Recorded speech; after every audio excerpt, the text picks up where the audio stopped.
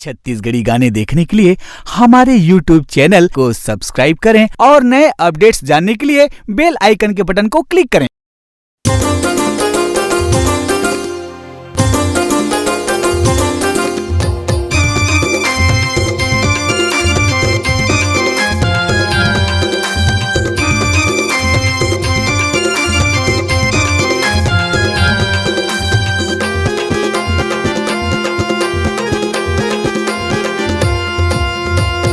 ढोल ढोल ढोल ढोल ढम ढम ढोल बाजे रे। ढोल ढोल ढोल ढोल ढोल ढम ढम ढोल बाजे रे। मोर दाई के माता देवाला माँ बुड़गा बैगा नाचे रे। मोर दाई के माता देवाला माँ बुड़गा बैगा नाचे रे। ढोल ढोल ढोल ढोल ढोल ढम ढम ढोल बाजे रे। ढोल ढोल ढोल ढोल ढोल ढम ढम ढोल बाजे रे।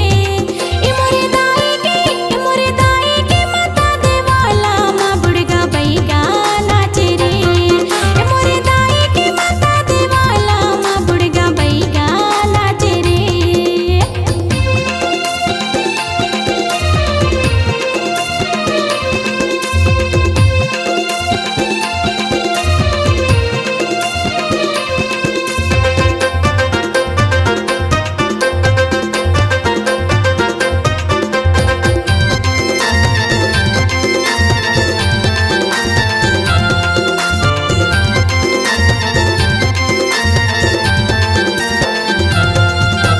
लाल लाल चुनरी माहिरा मोती मुंदरी माताई के रूप बड़ा सुघर लागे। माथे के बिंदिया हा पावे के बिछिया हा चंदा चंदनी कस उज्जर लागे।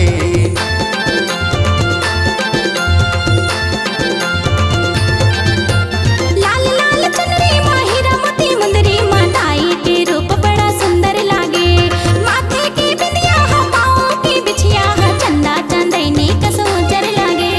बोल बोल बोल बोल बोल मीठा बोल लागे रे। बोल बोल बोल बोल बोल मीठा बोल लागे रे। मोर दाई के माता देवाला माँ बुड़गा बैगा नाचे रे। ए मोरे दाई के माता देवाला माँ बुड़गा बैगा नाचे रे।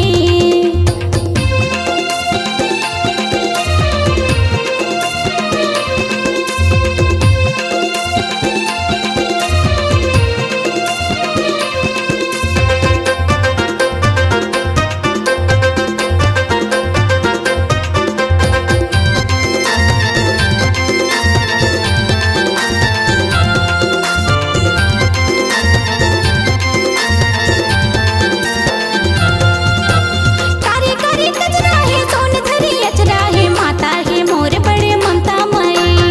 पायल के छम छम सूर ताल सरगम ताई के हृदय है करुणामयी।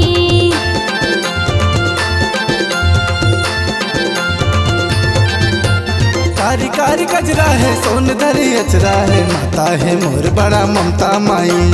पायल के छम छम सूर ताल सरगम ताई के हृदय है करुणा माई। मोल मोल मोल मोल मोलन मोल लागे रे। मोल मोल मोल मोल मोलन मोल लागे रे। ए मोरे दाई के माता देवाला माँ बुड़गा बैगा नाचे रे। ए मोरे दाई के माता देवाला माँ बुड़गा बैगा नाचे रे। ढोल ढोल ढोल ढोल ढोल ढम ढम ढोल बाजे रे। ढोल ढोल ढोल ढोल ढोल ढम ढम ढोल बाजे रे। मोरे दाई के माता देवाला माँ बुड़गा बैगा नाचे रे। ए मोरे दाई के माता देवाला माँ बुड़गा बैगा नाचे रे। मोरे दाई के माता देवाला माँ बुड़गा बैगा नाचे रे। ए मोरे दाई के माता देवाला माँ बुड़गा बैगा नाचे रे। मोरे दाई के माता देवाला माँ बुड़गा बैगा नाचे रे। आपकी आवाज ही आपकी पहचान है। यदि आप अपनी आवाज को एक नया आयाम देना चाहते हैं तो चले आइए मल्टी ट्रैक डिजिटल रिकॉर्डिंग के लिए AVM audio video studio, Khamtarai, Raipur. Mobile number 9301523929 और 7869646201। यदि आप नए एवं पुराने गीत सुनना चाहते हैं तो avmgana.com में जाकर गाना फ्री डाउनलोड करें और YouTube चैनल में AVM गाना और KK कैसेट्स को सब्सक्राइब करें।